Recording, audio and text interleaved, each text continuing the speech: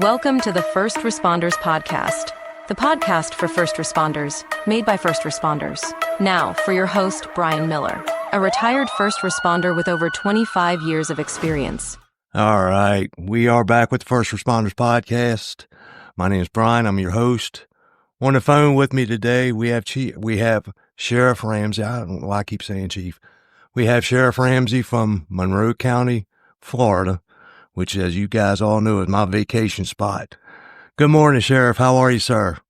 Hey, good morning, Brian. Good morning to your listeners. I'm doing great. Thank you very much. All right, before we start talking about Monroe County and the Sheriff's Department, give me just a little bit of background on yourself. Oh, sure.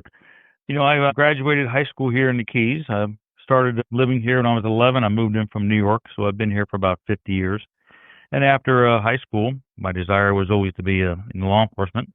So I went to the police academy, and at age 21, I started my career as a patrol officer in the Central Station. And I've been with the Sheriff's Office here for coming on 39 years. And during that time, I've worked in almost every assignment in the Sheriff's Office, from patrol to traffic to investigations to corrections, special response teams, narcotics teams. So I've had a really blessed career, a lot of opportunity to do some amazing stuff, help people see crazy, unusual stuff, meet some good team members. But yeah, I've been with the Sheriff's Office a period of time, as I told you. And then in 2012, I ran for sheriff. It's an elected position. Yep. It's a 4-year assignment. Every 4 years, you have to run for office again. I'm currently on my 4th term as the elected sheriff of Monroe, and I'm proud of this agency and what we do. Are you limited to how many terms you can do? There are currently no limits for the sheriff. There's been conversations in the past about term limits, but at this point in time, no, there are no term limits for sitting sheriff. When I started my career back in 2002, I was over in Chesapeake, Virginia, and the sheriff that I worked for then was John Newhart. And at the time, he was the longest tenured sheriff in the country, had been in office 30-some years. I mean, absolutely crazy. But he was a good sheriff, and the public absolutely loved him. Absolutely loved him.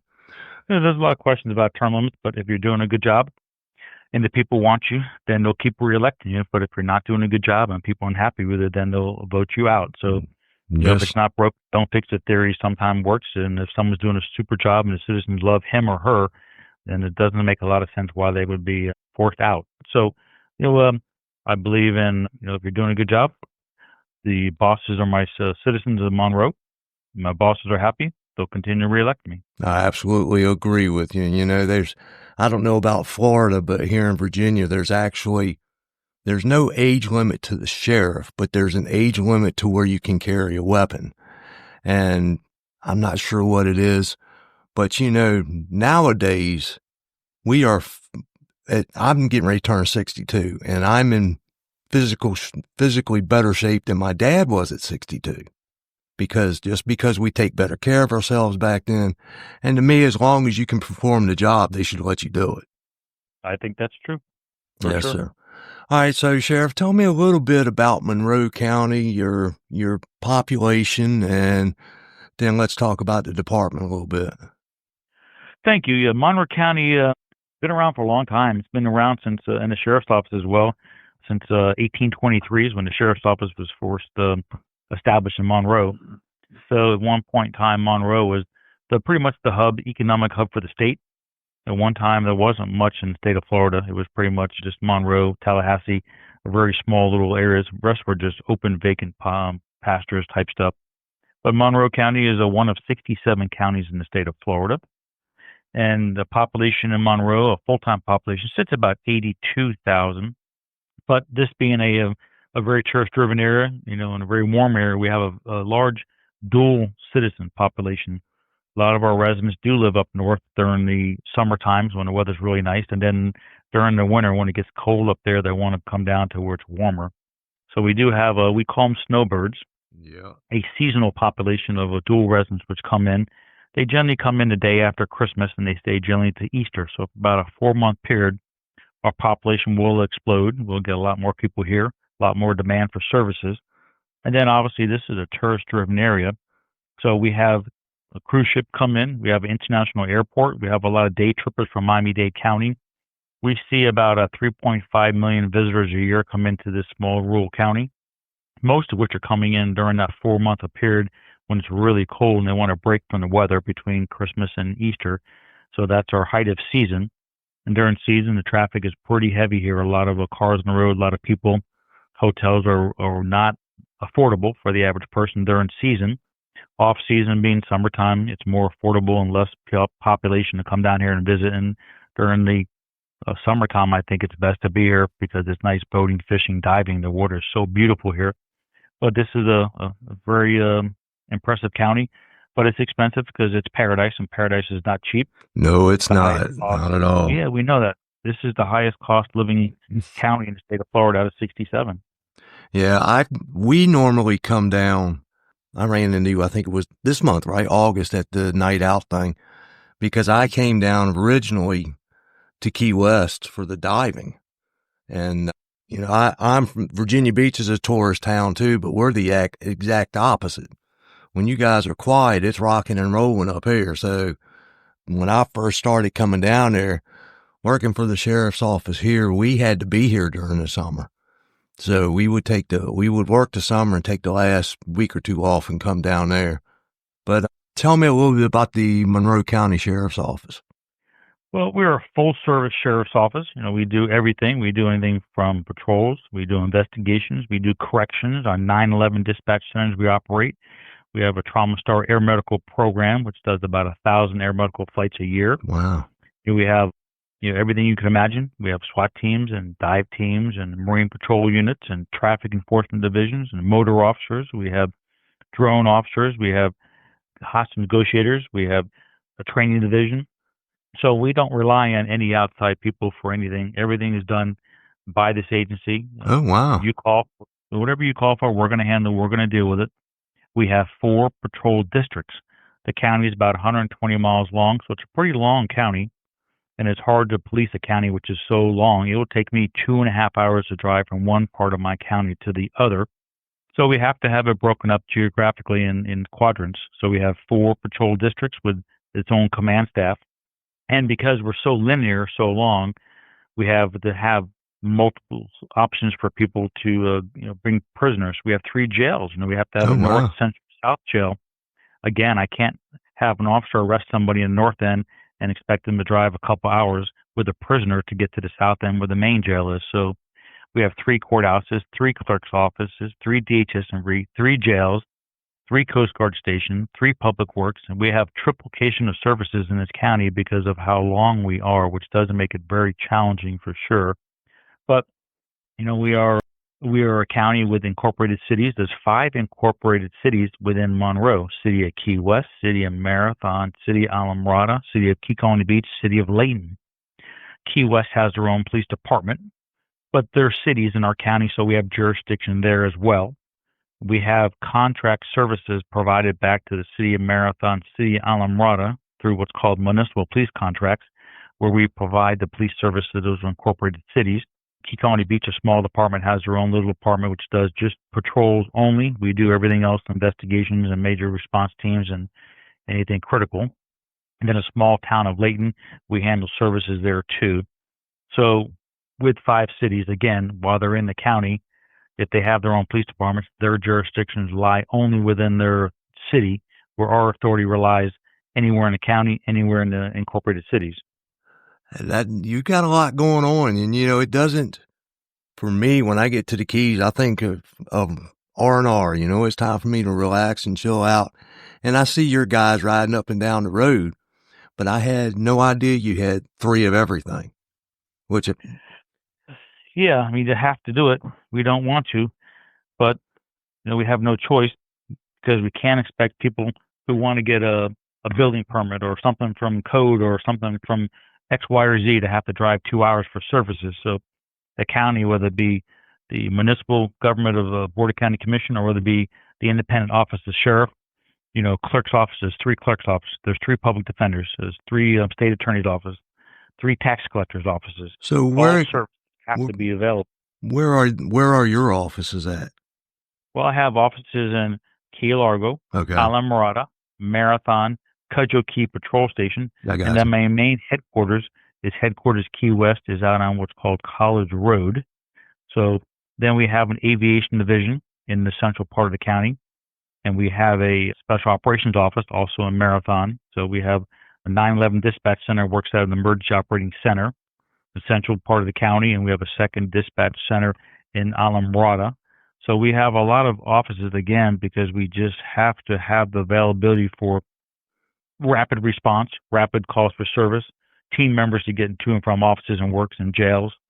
It does make it very difficult and challenging for police services, all services, when we have to have triplication of services. Yeah, and I know from my experience down there, if you get a boat or a car accident on A1A, 2 hours would be a quick trip.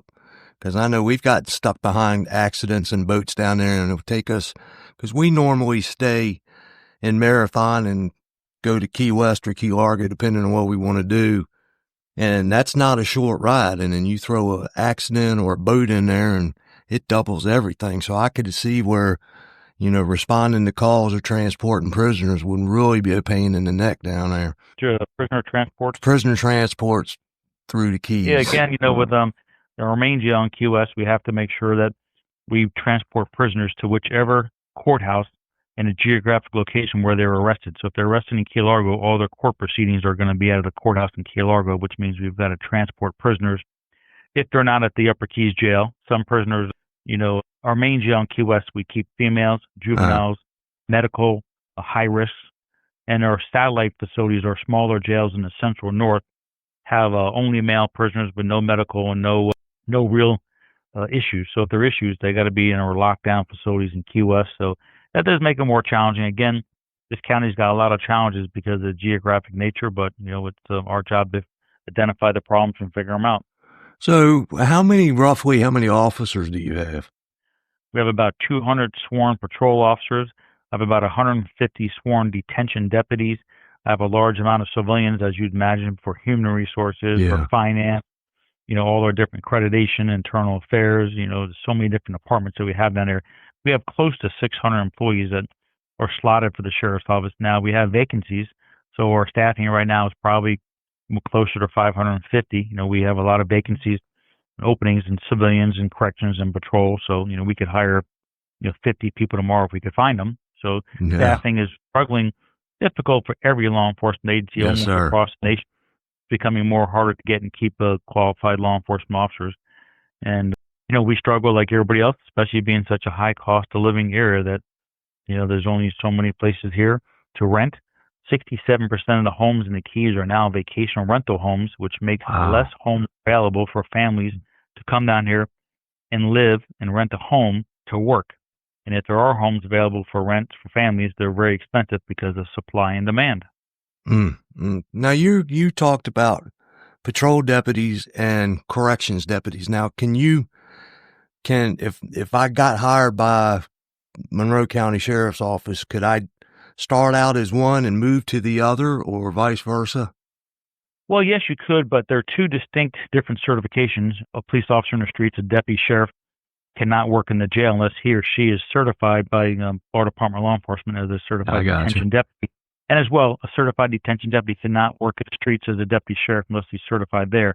Now, you could start in the jail as a detention deputy, and then you could take a crossover academy, which is about 250 hours of additional training, especially focused on law enforcement patrol services.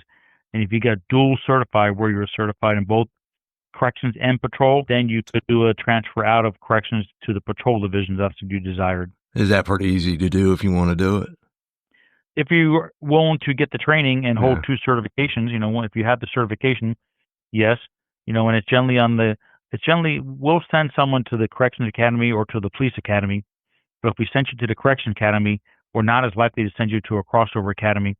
And if that's something you want to do, you have to take the responsibility that you're going to take the initiative and do it yourself. Gotcha. Yourself additional training to have another opportunity, because we've given you an opportunity for one door. If you want to continue on, you've got to have some skin in the game. Yes, sir. I understand that completely. And for your road guys, you said you have SWAT and aviation and all of that. How easy is it to move Like, if you're a road guy and you want to move over to the SWAT team or you want to become aviation, are you guys pretty mobile as far as moving from position to position? Yeah, we try to give men and women opportunities for to move around and good for morale and opportunities. A lot of our SWAT dive field training are collateral duties where these people have a primary job still of patrol, Okay, but I they got you. train. They have they train every month where they're on training days for a SWAT or dive. They have special equipment, special training. They get called out and they work with it. But some other stuff are full time, obviously narcotics and general crime detectives, motors, traffic, marine. These are full time positions that you can put in for and do a lateral transfer. And we try to. And then some of these teams we give hazardous duty pay. So if you're going to be in these high liability teams like SWAT and dive and motors, we're going to give you extra money because you are at more high risk to get injured, obviously for the clear reasons. But aviation, to go to aviation, you'd have to have a certification as a fixed wing or a rotorcraft pilot with Okay. some experience, which is not very likely because we're going to require you to have a lot of time flying an aircraft or flying a helicopter before we put you behind the stick. So most of our pilots we hire from outside that are pre-existing aviators that are looking for a job in law enforcement at the same time. Gotcha. And you talked about your drone operators. I actually ran into a couple of those guys several months ago. We were down there in Sombrero Beach and they were down there flying around. That's the first time I don't think we have them up here. Those are the first law enforcement drones I had seen personally. So that's a pretty neat thing. They are really, really impressive. They're easy to relatively use. They're relatively cheap. They're better for officer safety to be able to get a visual of what's going on without having to have an officer in harm's way. They're very good to get in the air and look for some missing person or fugitive. You can have different drones that do different stuff. You can videotape. You can have a PA system where we can send messages through the drone to a person who may be barricaded. You can have a flare system, looking for a heat signature of a person. So there's a lot that can be done with these drones. They're pretty impressive, and they've come a long way. They do give a lot of latitude for a law enforcement officer to, reduce the stress, the liability, and mitigate negative impacts. So we think they're pretty good. We've used them quite a bit for some stuff, and I think they're going to continue to excel and be part of almost every law enforcement agency's toolbox down the road. Yeah, especially when it comes to officer safety, because to me, it gets more and more dangerous out there every day. And I'm glad I retired when I did, because I sit back now and watch what's going on and just thank God I don't have to take part in it anymore. So tell me real quick, Sheriff, and I know you probably don't have day-to-day hands-on, but can you go over the hiring process with me? Well, we have different things occurring. We're looking for certified personnel, but also at times people who are not, we'll send them to the police academy. So we have to come in. You can do an online application at keysso.net. Okay. So we have an online option to do an online application. You can go on, look for a VPR, a vacant position report, see what jobs are available and what you're looking for, whether it be civilian job, whether it be a certified police officer, whether it be certified detention deputy, whether upcoming academies are coming that you have interest in.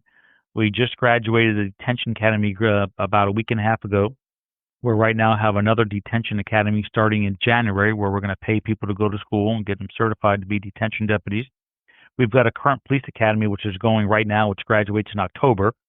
So you can come on and online again at keysso.net and look at our options there for vacant position reports, opportunities, careers. Online applications are accepted. Some point in time, there'll be a follow-up with human resources. Some point in time, there'll be an interview process, especially for academy level stuff. We have a lot of people put in for academies. We have to go through and make sure it's a good fit for everybody involved. Yes, sir. So we do polygraph for law enforcement certified positions. There is a polygraph exam. We're going to hire somebody or send someone to a police academy. We've got to make sure that, these are good people, and we do psychological backgrounds, physical agility tests. We got to make sure that you can have some basic fitness to do the job, that you don't have any psychological, emotional issues that would prevent you from doing this job, because it's a high stress job, as you know. And again, polygraph to make sure that you're a good, true, just person that deserves to wear the badge and represent the agency. And a lot of places are doing away with those, with the polygraph. The place that I retired from stopped doing them a few years ago. And to me, you see it in some of this stuff that these police officers and deputies are doing. You know, not that they're doing major crimes, but it's just shady kind of stuff that, you know, a few years ago they would have been weeded out with the polygraph. But I think up here, the big part is nobody really wants to pay for them. I think we're seeing a few things. I've seen and heard that. I think they don't want to pay for the polygraph, which can be expensive. We have our own polygraph examiners in the Oh, agency, okay. 3 of them. But I think some agencies are doing it for financial reasons, but also I think some people are doing it because they're getting so desperate for a manpower allocation that they're changing their standards, or they're not doing it that way. They don't have to say they knew about it, and they are hiring people that, like you just said, that would not have been hired in the past. Yeah, And they're looking at quantity, not quality. exactly. You know, I watch the departments around where I live up here in Virginia, and Hmm. they're always changing something to widen their field. You know, whether it used to be if you've had any kind of conviction, we're not going to hire you. And now, you know, you can have some kind of drug conviction or something like this or something like that, and they'll still hire you. Which I think when you do that, you're messing with the quality of your department. 100%. You gotta have the right people there, the right temperament, and we can't hire people who have done some really bad stuff or risk or maybe still do stuff. You know, part of our polygraph talks about drugs. You know, we got to make sure people aren't using drugs today still. Or committed crimes recently. What are they doing? And so I think the polygraph is a good thing. And if you're afraid to take a polygraph, then it's probably not the job for you. No But kidding.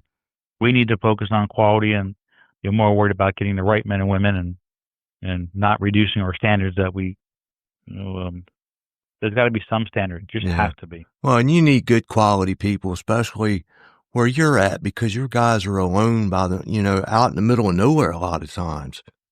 Right. And doing the right thing, if you're going to do something wrong, that's when you're going to do it, when you're out there by yourself and nobody's looking. And you do all of your training and all of your academies are done by the department? We do all our training. Now, we run it through the Florida Institute of Criminal Justice, through the College of the Florida Keys, because it Okay. has to be a governing body, and it's overseen by Florida Department of Law Enforcement. So we do our stuff through the College of Florida Keys, but all the instructors are sheriff's office instructors. We do all the teaching, all the training, and we graduate our officers, and then we put them into a field training program. As you know, for our listeners, when you come out of the police academy, you've got a certification to be a law enforcement officer. That gives you the basic, very controlled academy level training. Yes, sir. Now you have to go in the field, and now we have to have you in real life situations. So we pair you up with a field training officer where it's 2 persons to a car, and the officer in the car is teaching, training this new recruit the ropes, what to do, how to do it, putting him or her into real life experiences, evaluating them, teaching, training them how they can be better. They rotate between multiple field training officers during a 12-week period to have different type of feedback, different type of evaluations, see if we're identifying the same shortcomings or the same positive stuff. And some trainers are better. Some are better officer safety. Some are better when it comes to report writing. Yep. Some are better with X, Y, or Z. So we're trying to mix them around with different officers, get different experiences. And then there's a transition of power. It starts off in the beginning where the recruit is in the passenger seat, just listening, learning. And then as time goes on, they're giving more and more responsibility, more and more power and authority. At some point in time, they're the person driving the car where the trainer's in the passenger seat, and they keep being they're introduced into the call to be the primary officer versus this backup officer, and handling the call and making decisions and talking to the people and putting hands on so we can evaluate their ability to do the job. Before we sign off, we want to make sure we feel comfortable that they can go out there, get the job done safely, efficiently, effectively, properly. And so there's a transition towards the end where field training officer is just sitting there now, listening, and observing the recruit who at one point in time has 100% of the responsibility to do the job. And if all goes well, they get signed off on, then they're assigned to a district and to a supervisor, and they get assigned to a squad. And generally, as being a new person out on the streets, they're going to be working nights, for a period of time till they get the seniority to go to days that they desire. This is the seniority-based system. They're unionized officers that the senior people generally get the first dibs on shifts assignments. The junior people, which is proper. Yeah. Oh, yeah. Sometimes you see a young officer say, well, why does he get to work days? I said, well, he's been here for 10 years. There He's been you here for go. 10 days. When you're here for 10 years, you'll probably be on days. And what They kind won't pay that. what kind of shifts do they work? We work 12-hour shifts, 2 days on, 2 days off. Okay. 3 days on, 3 days off. You're off every other Friday, Saturday, and Sunday. So basically you work 6 months a year. Yeah. That's the one thing that kept me. I stayed in corrections my whole 20 years because we did the 12 hours in the jail, and I love that 12 hours rotating shift, that Monday through Friday stuff they can have. Yeah, I think it's a good thing. I've worked 8.5s, I worked 10.5s, I worked 12s, and I've always liked the 12s. I like to have the extra days off every other weekend off was nice. It's a more long manpower, you have better staffing. It's the best staffing ratio one there is. Yeah, it's a long shift, but it's also a lot of time off, and that's as well as I do in that line of work. That time off is crucial to recovery, both mentally and physically, because those 12 hours can beat you up sometimes. It's a long day. There's no doubt about that. Sure, All right, But Sheriff. again, looking at all of them, I enjoyed the 12. I thought was the best shift. Yeah. Is there one thing that sets Monroe County apart from everybody else? There's 100% on that one, and you can attest to that. Every single agency says that they're community-oriented. We always hear the terms community-oriented policing, problem-oriented policing. COP and POP are the big buzzwords. Yep. I believe every single agency says they are, but only about 10% really are. And you can attest being down here because you were at my national night out. Yes, sir, I was. We again, because we're so long, I had to do in 4 parts of the county. We did it same time, same day in Key Largo, Alamorada, where so are you, Yes, sir. Marathon, and Key West. Now, we are active in our community. We do citizen police academies, and we do it 3 parts of the county, north, central, south. National night out, 4 parts of the county. Rotary Chamber leadership. We are in all the Rotary groups, all the chambers. There's like 7 Rotaries, like 7 chambers throughout the Keys. All my command staff officers, lieutenants above, are required to be in the community. We're on nonprofits. We're in children's shelters, and we're in guidance care centers. We're in, United Way. We're in Rotary. We're in Chamber. We are truly out there. We're in schools. We spend time with our kids. We have our own farm for the kids to come out and spend time with. We have our community policing programs in the field where we have zero tolerance for graffiti. You being in the Keys at times, I tell you, go out and try to find any graffiti. No, not at all. I tell my commanders, once you see or become aware of graffiti, you've got 24 hours to remove it. If you don't, I'll remove you and find someone to do it for me. If we don't have trash, I got my own landscape truck. We go out and do community cleanups. All my districts are required to do monthly community cleanup programs. So while other agencies talk about community policing, talk is cheap. Talking the talk and walking the walk are 2 different things. Here at MCSO, we talk it, we walk it, we back it up. And all my community officers, all my police officers have a part of their annual evaluation. There's a component for community-oriented policing where they are evaluated and have to show that they're actually all doing community police activities. So I think that's the highlight for this agency would be that we are truly a community-oriented police agency. I'm proud of that. And we're a nationally and state accredited law enforcement agency in corrections. We hold accreditations, as you know, how important that is. Yes, sir. And our listeners, accreditation is living by the best practices, the best standards in the industry, and being evaluated, overseen to prove you're doing it. So we are nationally accredited in our law enforcement division, our corrections division, and our jail medical programs, and we're nationally and state accredited in law enforcement and corrections. So we hold 5 accreditations. That's very impressive to show that you are truly a professional law enforcement agency living by the best practices and best standards in the industry. Yes, sir. Yes, sir. Well, Sheriff, I'm going to let you get back to work, man, because I know you are busy. I appreciate you taking a little bit of time out of your day to talk to me. And keep up the good work and be safe, and we will talk to you later, sir. Have a good day. Brian, listeners, enjoy your Labor Day weekend. Be safe. Thank you. Yes, sir. Have a good day. You have been listening to the First Responders Podcast with your host, Brian Miller. Please tune in for future episodes of this podcast. Our podcast is dedicated to the men and women who serve the public as first responders. Thank you.